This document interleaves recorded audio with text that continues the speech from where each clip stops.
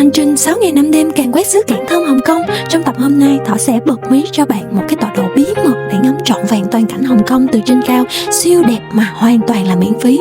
Cùng thưởng thức ẩm thực bản địa đặc sắc của Hồng Kông, giải mã những cái góc khuất lịch sử đầy bất ngờ gắn liền giữa Việt Nam và Hồng Kông từ thế kỷ trước tại nhà tù cổ Tai Kwun, lang thang qua những cái khu phố lưu niệm giá rẻ, trải nghiệm đi phà thú vị trên sông mà bạn không nên bỏ lỡ, và không quên những cái tip du lịch Hồng Kông dễ dàng hữu ích mà biết đâu được các bạn sẽ cần đến. Và hãy khám phá Hồng Kông cùng Thỏ nha. Chào buổi sáng mọi người, chào mọi người quay lại với kênh Thỏ đi thôi. Sáng nay thì Thỏ sẽ ăn sáng tại một cái quán có vài chi nhánh, và có chi nhánh ngay dưới chân khách sạn mà Thỏ ở luôn. Quán này thì bán rất là nhiều món. Và buổi sáng thì thường có những cái menu combo như thế này. Menu ở đây thì Thỏ thấy rất là tiện vì có cả hình ảnh minh họa lẫn tiếng Anh nên là rất là dễ chọn. Đa số thì các combo buổi sáng này sẽ gồm một cái phần ăn chính và đi kèm một cái bánh bóp trứng. Một cái khẩu phần ở đây cực kỳ là nhiều luôn. Một xíu nữa thì họ bưng ra thì mọi người sẽ thấy. Và tất cả những cái món ăn sáng trên menu đều sẽ đi kèm một cái ly cà phê hoặc là trà. Nếu mà bạn muốn uống thêm đá thì có thể là bỏ thêm 3 đô Hồng Kông nha. Thỏ đã gọi combo này mọi người, bao gồm là 2 món chính, 2 phần bánh mì trứng và 2 ly nước. Về 2 món chính trong combo này thì đều là cái sốt cà chua. Chỉ khác là một phần sử dụng thịt ống hộp, còn phần còn lại thì là thịt xá xíu. Mọi người có thể chọn là ăn cái cọng nuôi hay là cọng mì Ý, bún gạo, mì gói hoặc là mì Thượng Hải nha. Thỏ chọn ăn với nuôi và mì Thượng Hải. Nếu dùng ở đây là cái tên là nó lên tất cả sốt cà chua, nhưng mà Thỏ thấy thì nó thiên về tương cà hoặc là cà đóng hộp hơn là cà chua tươi. Cái vị của nó không có khác tương cà pha loãng là mấy. Ăn cũng ngon á mọi người, nhưng mà đặc biệt á thì mình thấy là không, mình thấy món này nó cũng ở cái mức bình thường thôi, nó cũng khá là đơn giản.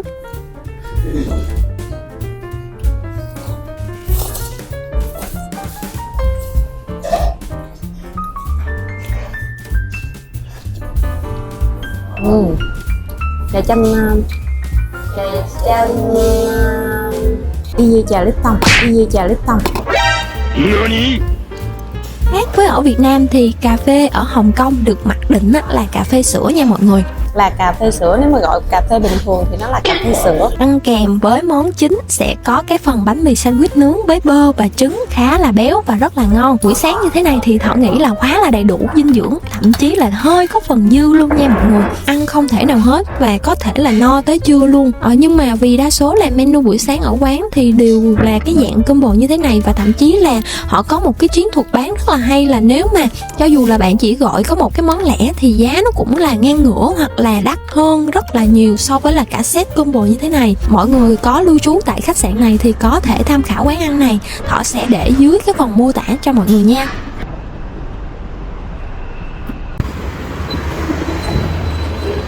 Buổi sáng ở Hồng Kông thì ngoài tiếng xe cộ tấp nập thì ở đâu đó Thỏ vẫn nghe được cái tiếng chim hót líu lo rất là thích.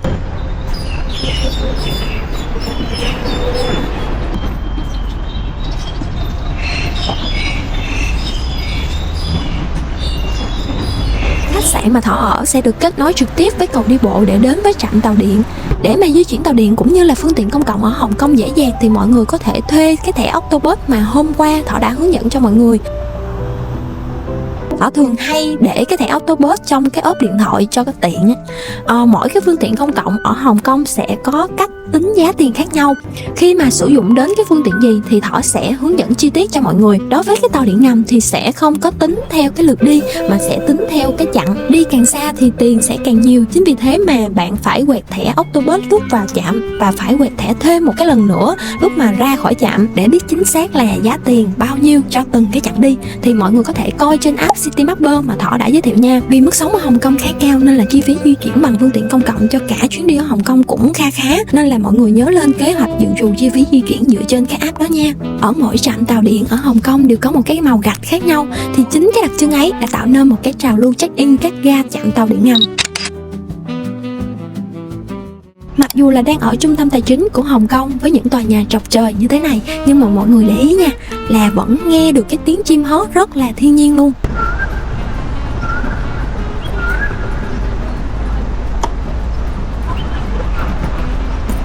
mỗi một cái tòa nhà ở đây đều có một cái câu chuyện phong thủy truyền miệng nhau riêng.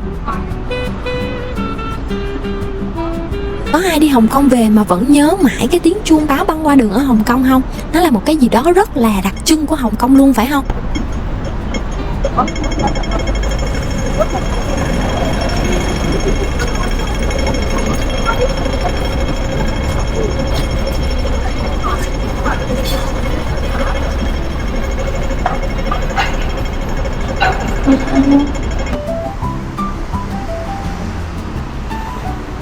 Thỏ đang tìm đường để đến với Big Tram, là tuyến đường sắt cáp treo leo núi lâu đời và nổi tiếng nhất ở Hồng Kông. Nhưng mà có ai đã từng bị lạc đường ở Hồng Kông giống như Thỏ không ta?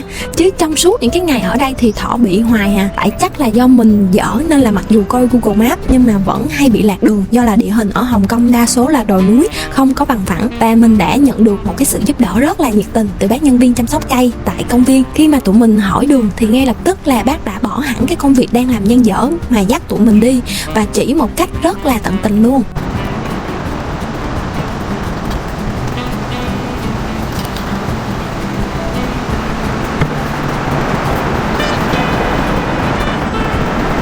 And you said that's home.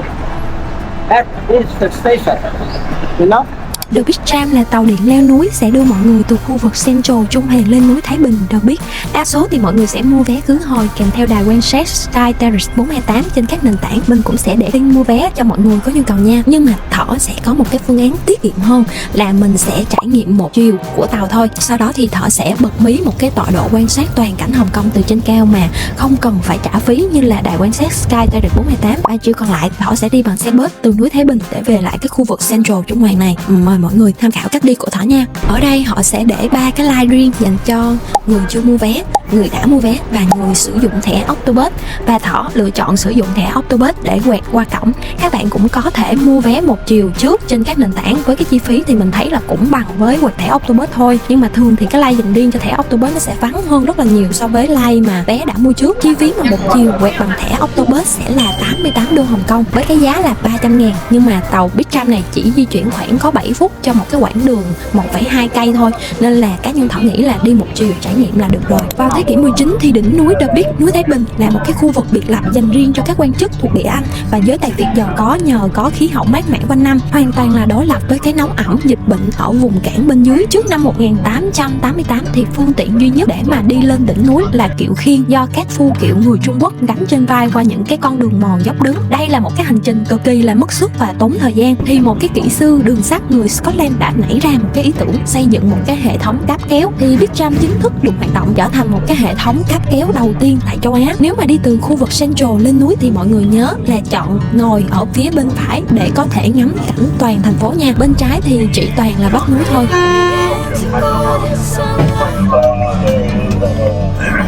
Mặc dù là gọi là tàu điện tram nhưng mà Big Tram vận hành theo cơ chế là đường sắt cáp kéo. Bản thân cái chiếc toa tàu nó không hề có động cơ, không có ống khói hay là bình ắc quy nào ở bên trong cả. Hệ thống sử dụng hai cái đoàn tàu ở hai cái đầu đối diện của một cái sợi cáp thép khổng lồ. Sợi cáp này chạy qua một cái hệ thống ròng rọc khổng lồ đặt tại cái trạm trên núi. Thì khi mà cái tàu A đi xuống thì trọng lượng của nó sẽ hỗ trợ kéo cái tàu B đi lên và ngược lại. Động cơ điện tại trạm đỉnh chỉ đóng một cái vai trò là mồi và điều khiển cái tốc độ. Do đó mà hệ thống này cực kỳ là tiết kiệm năng lượng và siêu an toàn. Và bạn có biết là tại sao ngồi trên tàu Big Tram nhìn ra bên ngoài lại thấy các tòa nhà cao tầng dường như là nó đang đổ nghiêng không? Thì do là cái độ dốc quá lớn cộng với là cái phần sàn của toa tàu được thiết kế theo dạng là bậc thang nghiêng, thì bộ não của con người nó bị mất phương hướng về đường chân trời chuẩn, thì não chúng ta tự động lấy các đường thẳng bên trong toa tàu làm móc dọc, dẫn đến là việc nhìn các tòa nhà thẳng đứng bên ngoài thành là bị nghiêng đi. Toàn bộ chân tàu ở đây sẽ được làm bằng kính panorama để du khách ngắm trọn vẹn cảnh ở bên ngoài.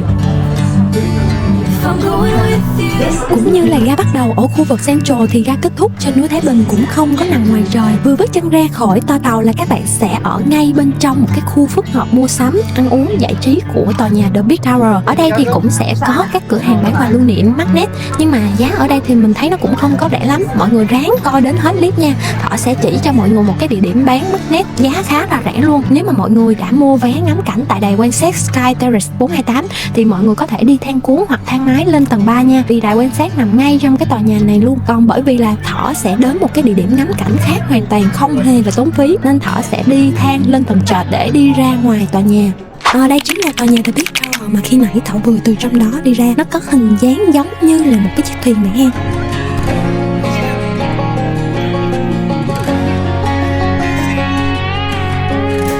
Đối diện với The Big Tower chính là trung tâm thương mại Big Galleria, một cái địa điểm ngắm cảnh miễn phí ở Hồng Kông mà người bản địa không muốn cho bạn biết. Nhà giàu thì họ ở trên đó, còn nhà chưa giàu thì theo chân Thỏ nha. Giỡn mày thôi chứ view của Thỏ đắt giá không có kém đâu nha. Từ cái quảng trường này nằm bên trái cái tòa nhà The Big Tower thì mọi người sẽ thấy là những cái con đường nhỏ. Các bạn hãy đi theo lối có cái bảng tên đường là Dura Road. Đây là cái con đường đi dạo rợp bóng cây rất là mát. Chỉ cần đi bộ 15 phút theo con đường này, mọi người sẽ đến được cái địa điểm ngắm cảnh miễn phí cực kỳ là đẹp. Con đường này không phải là một cái lối đi bộ mới mở, mà là một cái con đường di sản có tuổi đời lên đến 113 năm. Con đường này được khởi công xây dựng từ năm 1913 và hoàn thành vào năm 1914, và nó được đặt tên theo vị thống đốc thứ 14 của Hồng Kông. Thay vì là xẻ núi làm đường thì con đường này được xây dựng trên một cái hệ thống cầu bê tông kiên cố. Khi mà dạo bước ở đây, mọi người sẽ hoàn toàn là cách ly khỏi khói bụi và tiếng ồn của xe cộ đô thị. Con đường giống như là một cái khu rừng nguyên sinh thu nhỏ. Không khí ở đây luôn mát hơn bên dưới trung tâm từ 2 đến 3 độ C. Để mà đi đến cái vị trí có view cảnh đẹp nhất thì mọi người chỉ đi bộ khoảng 1 cây số thôi. Và đây chính là view ngắm cảnh hoàn toàn miễn phí mà Thỏ muốn gợi ý cho mọi người. Nếu mà mọi người ngại đi bộ thì có thể mua vé để lên đài quan sát Sky Terrace 428. Đâu đó thì nó khoảng là 200.000, nhưng mà mọi người sẽ phải ngắm nhìn cái cảnh qua một cái lớp kính bảo vệ. Còn ở đây thì hoàn toàn là có thể nhìn trực tiếp chân thật hơn. Về cái độ cao thì view ở đây chỉ thấp hơn cái đài quan sát đó 30 mét thôi, nhưng mà lại là hay vì mình sẽ càng thấy gần hơn những cái tòa nhà cao tầng bên dưới. Từ cái ở đây thì mọi người có thể phóng tầm mắt nhìn ra bao quát toàn cảnh Victoria với các tòa nhà chọc trời nổi tiếng của Hồng Kông, và mọi người sẽ thấy được rõ cái mật độ dân cư đông đúc của đô thị Hồng Kông nó như thế nào. Thật ra thì các vị trí mà mọi người đến tham quan trên núi Thái Bình này đều không phải là đỉnh núi nha, bởi vì trên đỉnh núi là khu vực trạm phát sóng viễn thông vô tuyến truyền hình, nên là công chúng sẽ không có được đi vào.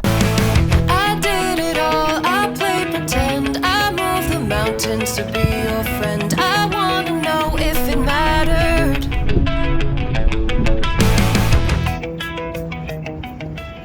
Đến Hồng Kông thì không thể bỏ qua trà sữa, đúng không? Thì Still là một trong những cái thương hiệu trà sữa hiện đại hot tại Hồng Kông hiện nay.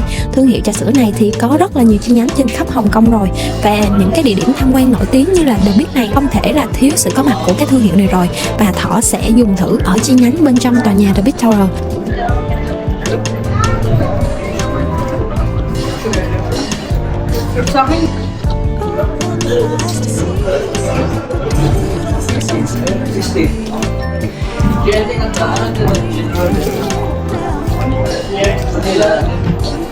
Trà sữa ở đây rất là ngon, chất trà đậm đà, chuẩn là trà đen Hồng Kông, không có quá ngọt, béo ngậy vị sữa nhưng mà vẫn giữ nguyên được cái độ thơm sâu của trà đen. Như Thỏ có nói lúc nãy thì thay vì là mua vé tàu Big Tram khứ hồi thì Thỏ chỉ mua một chiều, và cái chiều từ núi Thái Bình về lại Central thì Thỏ sẽ trải nghiệm bus.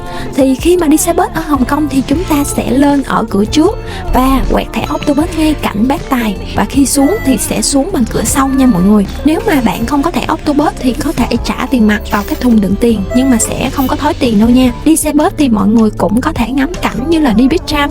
Bác tài xế chuyến này của tụi mình rất là dễ thương và nhiệt tình. Khi mà thấy tụi mình là người nước ngoài á, bác chạy đến cái chỗ mà có cái view đẹp nhất, rồi tự dưng cái bác dừng lại, cái bác nói là bác giới thiệu với tụi mình là chỗ này nè có một cái view rất là đẹp. Nhưng mà trải nghiệm đi bus này chỉ dành cho những bạn nào mà không say xe thôi nha, chứ vì đây là đoạn đường núi nên là nó sẽ uốn lượn khá là quanh co, và có khi thì sẽ bị kẹt xe như thế này. Nhưng mà không có quá lâu đâu, các xe sẽ nhường nhau khi mà đi qua các đoạn hẹp thôi.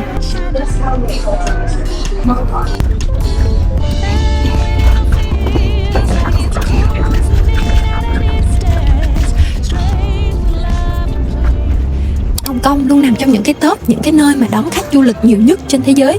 Thêm vào đó là cái khu vực Central Trung Hoàng này lại là nơi đặt trụ sở của hàng ngàn công ty, ngân hàng, tập đoàn tài chính toàn cầu, nên là mọi người sẽ thấy là lượng người dân văn phòng ở khu vực này, đặc biệt là vào giờ trưa hay là giờ tan tầm thì nó rất là đông đúc, nhộn nhịp như thế này. Trưa nay thì tụi mình sẽ ăn trưa ở một quán mà mình nghĩ chắc cũng khá quen thuộc với các bạn nào đã từng đến Hồng Kông. Quán này chuyên bán mì Hoành Thánh và đạt giải thưởng Michelin, dành cho những cái quán ăn có chất lượng xuất sắc với mức giá là bình dân trong nhiều năm liên tiếp. Đa số thì mọi người sẽ thường ăn ở chi nhánh chính, nhưng ít ai biết là quán này cũng có các chi nhánh phụ, chất lượng là như nhau nha. Nhưng mà nếu mà vào giờ cao điểm buổi trưa thì chi nhánh chính sẽ thường rất là đông và phải tốn rất là nhiều thời gian để xếp hàng, nên là mình sẽ để cái chi nhánh phụ bên dưới phần mô tả cho mọi người có nhu cầu cầm nha. Một phần đầy đủ ở đây sẽ bao gồm 3 loại topping: Hoành Thánh tôm, thịt bò, cá viên đầy ắp như thế này. Khác với các quán truyền thống ở Hồng Kông làm Hoành Thánh nhỏ vừa miệng thì Hoành Thánh ở đây nó to như là cái quả bóng bàn, phải lớn gấp 2-3 lần so với một cái tô Hoành Thánh thông thường luôn á. Ở đây thì họ sẽ không có bỏ vào một cái tô to mà sẽ bỏ vào một cái chén như thế này nè, nên là khi mà ăn cái cảm giác nó cứ sợ bị tràn.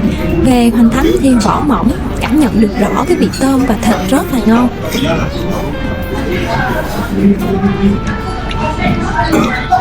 Thịt bò khá là mềm và đậm đà. Cá nhân của Thỏ thì Thỏ lại không thích mấy cái phần cá viên lắm, nó hơi bở, không có dai sần sật như là cá thác lát của Việt Nam. Rau ở đây thì mọi người có thể gọi thêm nha, ăn khá là mềm, đậm vị dầu hào đặc trưng của các món người Hoa. Menu ở đây hoàn toàn có tiếng Anh nên là rất dễ cho mọi người gọi món.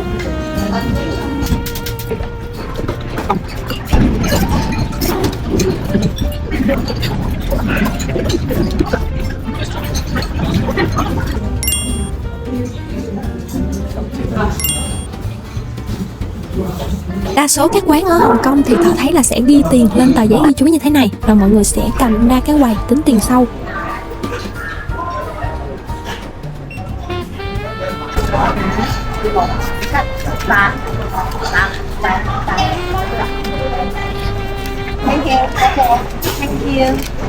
In the darkness, I could feel her thinking about somebody else. Nếu có một cái công trình thể hiện rõ nhất triết lý đô thị nén và sự thông minh trong quy hoạch không gian của người Hồng Kông thì đó chắc chắn là Central Mid-Level Escalator, hệ thống thang cuốn bán sơn Trung Hoàng. Đây là một cái hệ thống thang cuốn ngoài trời có mái che dài nhất thế giới và được ghi vào sách Guinness với tổng chiều dài là 800m. Nó là một cái công trình mang tính biểu tượng, phương tiện độc đáo mà ai đã đến Hồng Kông đều ghé đến một lần. Và tại sao cái thang cuốn này lại ra đời? Thì đảo Hồng Kông có địa hình cực kỳ là dốc. Khu vực Mid-Level là khu vực bán sơn nằm rải rác trên sườn núi, là nơi sinh sống của hàng chục ngàn người dân. Còn khu Central hay còn gọi là khu Trung Hoàng bên dưới lại là trung tâm tài chính sầm uất. Thì vào những năm 1990 thì tình trạng kẹt xe từ bán sơn xuống Trung Hoàng vào giờ cao điểm trở thành một cái nỗi ám ảnh. Chính phủ Hồng Kông đã nảy ra một cái ý tưởng táo bạo là thay vì mở rộng đường cho xe cộ thì cái điều này gần như là bất khả thi, vì hướng các tòa nhà thì họ đã cho xây một cái hệ thống thang cuốn khổng lồ cho người đi bộ. Nó được hoàn thành vào năm 1993 với chi phí khoảng 240 triệu Hồng Kông thời đó, đội vốn gấp 6 lần so với dự toán ban đầu, từng gây tranh cãi rất lớn vào thời điểm đó. Nhưng mà đến giờ thì ai cũng phải công nhận giá trị của nó. Nhiều du khách hình dung nó là một cái dải thang cuốn dài miên man chạy thẳng lên núi, nhưng mà thực tế nó là một cái hệ thống đứt đoạn bao gồm 18 thang cuốn và 3 lối đi bộ được nối với nhau bằng các cây cầu vượt và hành lang đi bộ. Nhờ thiết kế này mà bạn có thể bước ra hoặc là bước vào thang cuốn ở bất kỳ con phố giao cắt nào trên cái hành trình, biến nó thành cái xương sống kết nối toàn bộ khu vực sườn đồi. Một cái điểm lưu ý là cái hệ thống này nó chỉ chạy một chiều tại một cái thời điểm. Từ 6 giờ sáng đến 10 giờ sáng thì toàn bộ thang cuốn nó sẽ chạy xuống từ Mid-Level xuống Central để mà phục vụ người dân đi làm. Từ 10 giờ sáng đến nửa đêm thì toàn bộ thang cuốn sẽ đảo chiều chạy lên từ Central lên lại Mid-Level để đưa mọi người về nhà hoặc là đi chơi tối về. Họ sẽ không có trải nghiệm đi hết cái đoạn thang cuốn này mà sẽ ra tại đây để tham quan một cái công trình tiêu biểu của Hồng Kông. Đài Quân hay còn gọi là Đại Quán trong tiếng Quảng Đông có nghĩa là đồn lớn. Đại Quán không chỉ là một cái dự án bảo tồn di sản, nó là một cái phép màu kiến trúc và là nhân chứng sống động nhất cho hệ thống pháp luật của thành phố từ thuở sơ khai. Nơi đây được tái khai trương vào năm 2018 sau hơn 10 năm ròng rã phục với kinh phí khổng lồ khoảng 3,8 tỷ đô la Hồng Kông. Nơi đây là sự pha trộn hoàn hảo giữa vẻ đẹp thuộc địa Anh cổ kính và nghệ thuật đương đại. Lịch sử hình thành tại quán Tài Kun giống như là việc lắp ráp một cái bộ xếp hình Lego qua từng thời kỳ kéo dài trong suốt gần 80 năm. Đó là sự tiến hóa dựa trên nhu cầu an ninh của một thành phố đang bùng nổ dân số lúc bấy giờ. Mảnh ghép đầu tiên ngay khi mà người Anh mới đặt chân đến và nắm quyền kiểm soát Hồng Kông vào năm 1841 thì tình hình xã hội lúc đó cực kỳ là hỗn loạn. Đây là nơi tập trung của rất nhiều cướp biển, buôn lậu và các băng đảng giang hồ. Việc mà cấp bách nhất lúc này là xây một cái chỗ để mà nhốt người. Do đó mà nhà tù Victoria được dựng lên đầu tiên. Lúc đầu thì nó chỉ là những cái lán trại tạm bợ,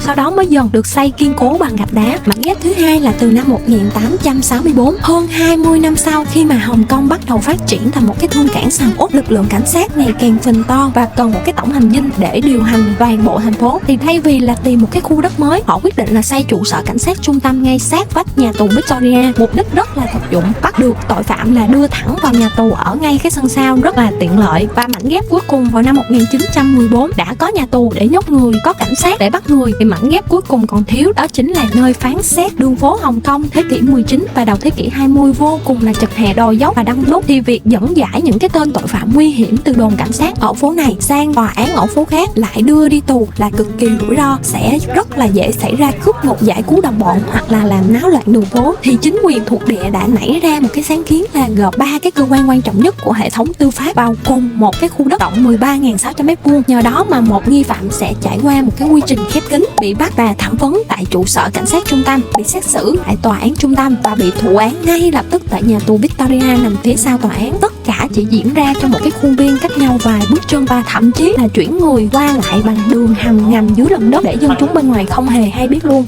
Chi phí tham quan tại Kun hoàn toàn là miễn phí. Nhà tù Victoria chính là minh chứng lịch sử của sợi dây liên kết giữa Việt Nam và Hồng Kông. Nơi đây từng giam giữ nhiều đồng bào Việt Nam trong hành trình vượt biển, và đặc biệt là cũng là nơi giam giữ Chủ tịch Hồ Chí Minh với cái bí danh lúc đó là Tống Văn Sơ. Đây là một cái chương lịch sử đóng vai trò như là một cái sợi dây liên kết vô hình giữa Hương Cảng và Việt Nam. Đối với người Việt Nam thì đây là một cái sự kiện mang tính bước ngoặt trong cuộc đời hoạt động cách mạng của Chủ tịch Hồ Chí Minh. Còn đối với lịch sử tư pháp Hồng Kông, Vụ án Tống Văn Sơ là một trong những vụ án dẫn độ nổi tiếng, kịch tính nhất đầu thế kỷ 20. vào cái thời điểm đó thì Chủ tịch Hồ Chí Minh đang hoạt động bí mật tại Hồng Kông với bí danh là Tống Văn Sơ. Trước đó vào năm 1929 thì tòa án Nam Triều tại Vinh dưới sự giật dây của Pháp đã kết án tử hình vắn mặt đối với Nguyễn Ái Quốc vì hoạt động chống Pháp. Thực dân Pháp ráo riết săn lùng ông ở khắp châu Á. Dưới áp lực và sự thỏa hiệp của mật thám Pháp thì cảnh sát Hồng Kông lúc này buộc Anh đã tiến hành vây ráp và bắt giữ Tống Văn Sơ. Ngay sau đó thì người được đưa về giam giữ tại nhà tù Victoria chính là khu vực các khối nhà ngục bằng gạch và đá mà các bạn thấy ở Tài Quân ngày nay. Gia đình luật sư Frank Lusby đã nhận lời bào chữa miễn phí cho Tống Văn Sơ. Lusby đã đấu tranh pháp lý quyết liệt, lập luận rằng là việc bắt giữ Tống Văn Sơ là trái phép và việc dẫn độ một cái tù nhân chính trị về nơi mà họ chắc chắn bị xử tử là vi phạm luật pháp quốc tế và luật của nước Anh. Cuối cùng vào năm 1932, tòa án tại London đã phán quyết là Tống Văn Sơ thắng kiện, hủy bỏ lệnh dẫn độ và yêu cầu là chính quyền Hồng Kông phải trả tự do cho người, đồng thời là hỗ trợ người rời khỏi Hồng Kông an toàn. Tuy nhiên là mật thám Pháp vẫn mai phục khắp các bến cảng ở Hồng Kông để đánh lạc hướng, thì luật sư Lusby đã tung tin đồn rằng là Tống Văn Sơ đã chết vì bệnh lao trong bệnh viện. Sau đó thì ông bí mật hóa trang cho người thành một cái thương nhân giàu có và đưa người lên một cái chiếc thuyền nhỏ để mà ra khơi, rồi chuyển sang một cái con tàu lớn để mà đi hạ môn Trung Quốc vào đầu năm 1933, kết thúc hơn 20 tháng giam cầm và quản thúc tại Hồng Kông. Well, I know how you want it to seem, but we'll watch as it all plays out. From the crest of the wave that we broke upon. Phố Boulton Street hay còn gọi là phố Đá Thạch, khi mà bước chân trên những cái bậc đá hoa cương nhấp nhô này thì ít ai biết rằng nó có tuổi đời gần 2 thế kỷ. Con đường này cực kỳ là dốc. Vào những năm 1850 thì người ta đã dùng những cái khối đá hoa cương đập thô để mà lát thành hệ thống bậc thang nhấp nhô lệch nhau. Mục đích là giúp cho người đi bộ không bị trượt ngã vào mùa mưa, đồng thời là giúp cho các phu kéo xe hoặc là kiểu khiên ngày xưa có điểm tựa chân để mà di chuyển lên dốc. Con đường này sẽ có các sạp chuyên bán magnet lưu niệm với giá khá là rẻ so với các chợ du lịch ở Hồng Kông. Như là ở sạp này thì bán là 3 cái 50 đô Hồng Kông, còn một cái thì 20 đô. Họ cũng tìm được một cái sạp bán chỉ có 10 đô cho một cái magnet thôi. Bạn nào mà muốn mua magnet về kỷ niệm thì có thể tham khảo ở con đường này nha. Nó cũng nằm ngay cái khu vực Tài Kun luôn.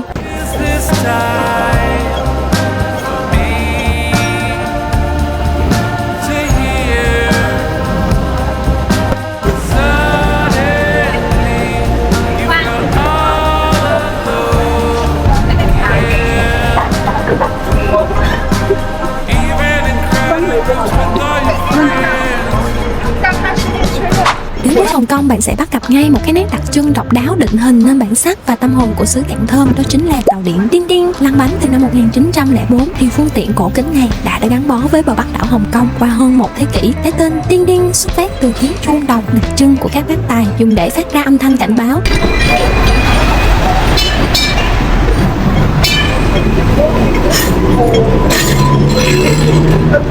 Khác với những cái chiếc tàu điện ngầm MTR xé gió dưới lòng đất thì Ding Ding chạy chậm chậm trên đường ray mặt đất với giá vé rất là rẻ và quy tắc di chuyển độc đáo mà Thỏ sẽ trải nghiệm và bật mí cho các bạn ở tập sau nha.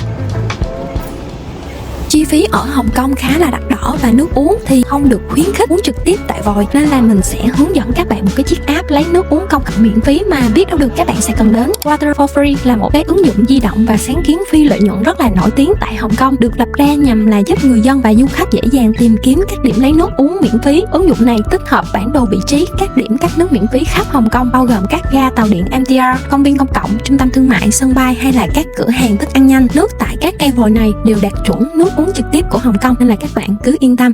Bạn đã từng nghe đến Hương Cảng, vậy bạn có thắc mắc là tại sao một cái đô thị rợp bóng bê tông cốt thép của Hồng Kông lại có tên là Hương Cảng không? Thì cùng Thỏ quay ngược lại dòng thời gian lịch sử vào thời nhà Minh và nhà Thanh, khu vực miền Nam Trung Quốc, đặc biệt là vùng Đông Hoàng, Quảng Đông ngày nay cực kỳ nổi tiếng với cái việc trồng cây trầm hương để sản xuất trầm hương và các loại nhang liệu cao cấp. Thì lúc bấy giờ khu vực bán đảo Cửu Long và đảo Hồng Kông chưa phải là trung tâm tài chính mà chỉ là những cái làng chài nghèo. Tuy nhiên là nhờ cái vị trí đắc địa, một cái bến cảng ở phía nam đảo Hồng Kông đã được chọn làm nơi để mà tập kết trầm hương. Từ bến cảng này, những cái khối trầm hương thơm ngát được chất lên thuyền buồm để mà vận chuyển lên các tỉnh phía Bắc dâng cho vua chúa hoặc là xuất khẩu đi Đông Nam Á và Ả Rập. Những người mà thủy thủ và thương nhân khi mà cập bến luôn ngửi thấy cái mùi hương thơm thoang thoảng bay trong gió từ các nhà kho. Chính vì thế mà họ bắt đầu gọi nơi này là Hương Cảng. Dù là ngành buôn bán trầm hương đã lùi vào dĩ vãng nhưng mà cái tên Hương Cảng vẫn mãi là một cái di sản ngôn ngữ tuyệt đẹp về một cái xuất phát điểm vô cùng là giản dị của một trong những siêu đô thị đắt đỏ nhất hành tinh.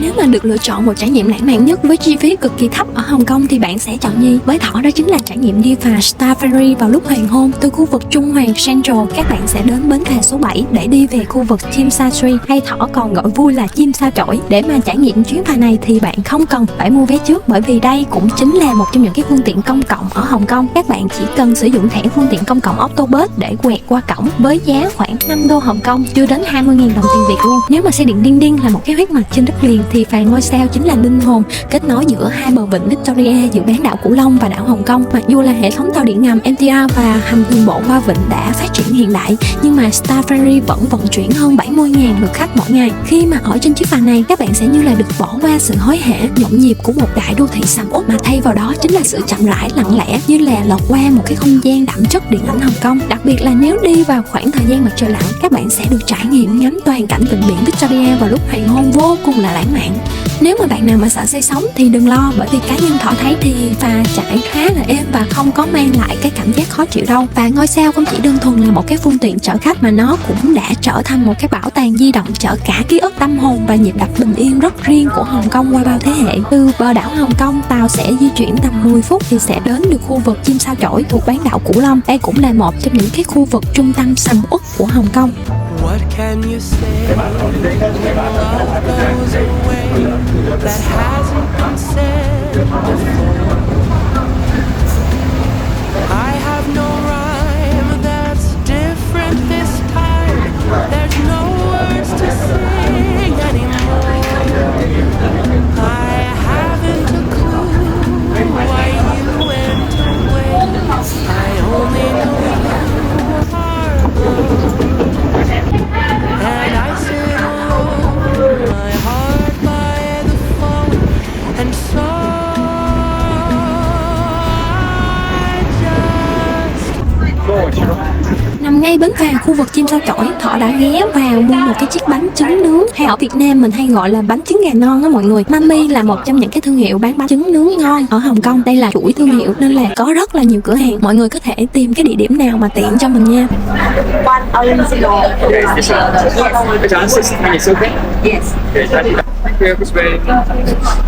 Thỏ đã gọi một cái chiếc bánh vị truyền thống với giá là 20 đô Hồng Kông. Bánh sẽ được nướng trong một cái khuôn gang hình tổ ong đặc trưng. Vỏ bánh ở đây rất là giòn luôn.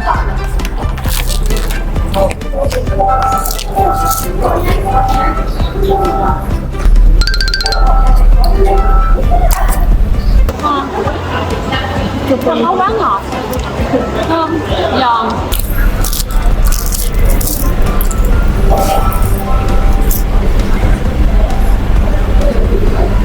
Và đến Hồng Kông thì không thể không thử kem di động huyền thoại của Hồng Kông, đúng không mọi người? Mình nghe nhiều bạn chia sẻ rằng là kem ở đây nó cũng không quá đặc biệt, nhưng mà những cái chiếc xe kem di động này chính là một cái huyền thoại, một cái biểu tượng hoài niệm của xứ Kiểm Lâm. Nhưng mà ít ai biết rằng là hiện nay toàn Hồng Kông chỉ còn vỏn vẹn đúng 14 chiếc xe kem lưu động được chính quyền cấp phép lưu hành thôi. Vì là xe kem lưu động nên là chắc chắn không có thể cố định một chỗ, nhưng mà các địa điểm du lịch sầm uất như là bến phà Chim Sao Chổi này thì chắc chắn là các bạn sẽ bắt gặp được luôn. Một cái kem này sẽ có giá là 13 đô Hồng Kông. Và đúng thật là kem nó cũng không quá đặc biệt, nó có phần giống với kem của rà rán KFC, giống chắc cũng tầm khoảng 80% luôn đó mọi người. Nên là nếu mà có đến Hồng Kông thì mọi người cũng có thể ăn thử cho biết nha. Một cái hoạt động mà du khách đến với Hồng Kông thường trông chờ đó chính là show trình chiếu âm thanh ánh sáng ở Symphony of Light ở Victoria vào lúc 8 giờ mỗi ngày. Tuy nhiên đây là hàng mẫu đặt mua trên mạng.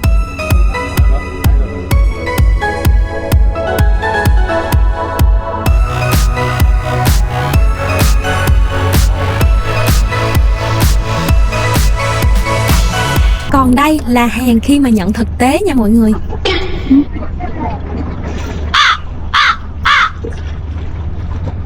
Một cái sự thất vọng không hề nhẹ luôn.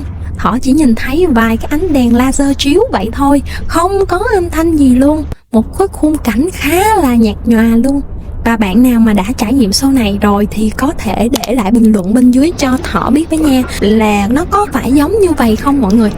Sao mà lúc mà Thỏ đi nó kỳ vậy ta. Nhưng mà thực ra chắc có lẽ là vì có một cái thông tin là Cục Du lịch Hồng Kông đã lên kế hoạch cải tổ toàn diện cái không gian du lịch đêm, nên là show trình diễn ở Symphony of Light sau hơn 20 năm vận hành thì sắp tới sẽ được thay thế và nâng cấp bằng một cái mô hình trình chiếu hiện đại khác. Và Thỏ cũng mong là vậy, chứ thật ra cái show này nó gây thất vọng rất là nhiều luôn à nha. Và để bù lại cho nỗi buồn không hề nhẹ này thì Thỏ sẽ đi ăn.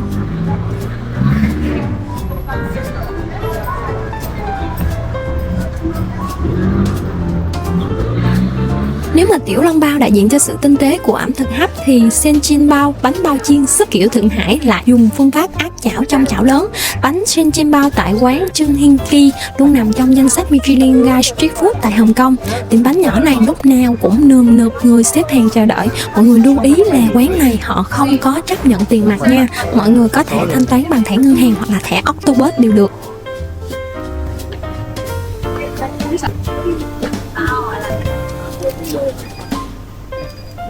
Mình đã gọi một phần C bao gồm nhân truyền thống và nhân nấm truffle đen với giá là 66 đô Hồng Kông và sẽ có 4 cái như thế này.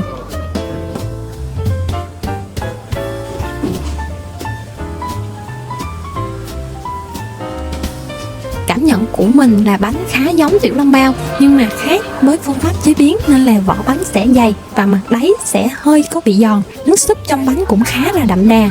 Phần nhân thịt heo được nêm nếm cũng khá là vừa miệng. Mình cảm thấy về nhân thì hai cái loại nhân cũng không khác nhau là mấy, nhưng về tổng thể rất là ngon nha. Vì là món ăn đường phố nên là sẽ không có khu vực bàn ăn, mọi người có thể đứng ăn tại quán nha. 爸爸好實定到台喺嗰度烏咁睇。有冇人買啊？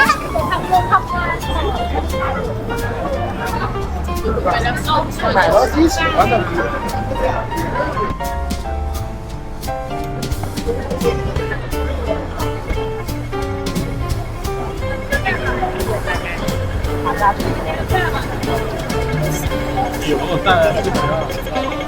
Tiếp tục với việc ăn uống thì tụi mình lại đi ăn. Tối nay thì tụi mình cũng khá là mệt sau một cái ngày dài rong chơi, nên là cũng chọn một cái món dễ ăn và ấm bụng, đó chính là cháo.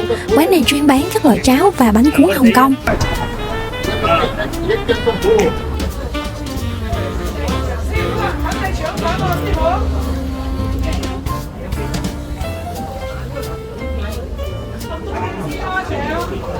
Thỏ gọi một cháo thịt nạc, trứng bách thảo và một cháo gan. Cháo ở đây được xay khá là mịn và được nêm nếm vừa ăn. Phần cháo thịt trứng bách thảo thì không có gì để chê. Tuy nhiên là về phần cháo gan thì mình thấy là phần gan còn khá là tanh và gan còn tái và còn có máu ở trên nữa, nên là Thỏ ăn không có quen.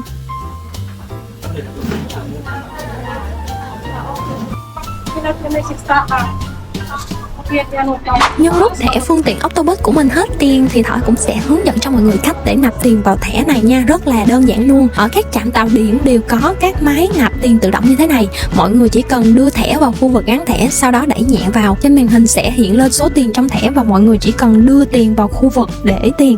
Ở máy này thì chỉ chấp nhận mệnh giá 50 đô và 100 đô thôi, nhưng vì là thẻ thuê nên là mọi người cứ yên tâm là nạp dư cũng không sao hết. Ở ngày cuối cùng trả thẻ họ sẽ hoàn trả lại toàn bộ tiền dư cho mình. Và mọi người thấy là số tiền nộp vào nó đã hiện lên màn hình rồi thì ấn nút xác nhận, thẻ sẽ tự động nhả ra là xong. Rất đơn giản luôn đúng không mọi người? Và ở trong tập tiếp theo, Thỏ sẽ dành trọn một ngày để trở về tuổi thơ ở Disneyland và Thỏ sẽ bật mí cho các bạn những cái thứ được đem vào Disneyland và những cái thứ không được phép, cũng như là những cái điều lưu ý quan trọng khi mà đến Disneyland Hồng Kông, và đặc biệt là bí kíp để có thể chơi hết những cái trò chơi hot nhất tại đây. Mọi người đừng có bỏ qua tập sau nhé. Những vô số video trên YouTube. Cảm ơn mọi người đã dừng lại và chọn xem kênh của Thỏ. Nếu mọi người thấy video của mình hữu ích, hãy cho mình một subscribe, đăng ký kênh để tạo động lực cho mình. Hãy like, để lại một bình luận bên dưới và chia sẻ đến bạn bè người thân để cùng xem video của Thỏ. Cảm ơn các bạn đã xem và nhớ bấm chuông để không bỏ lỡ tập tiếp theo của mình.一人有一個夢想，Bunny on the go，兩腳踏遍千山萬水，笑住去尋找。一人有一個故事，Bunny on the go，每段路都係禮物，用心去珍惜路。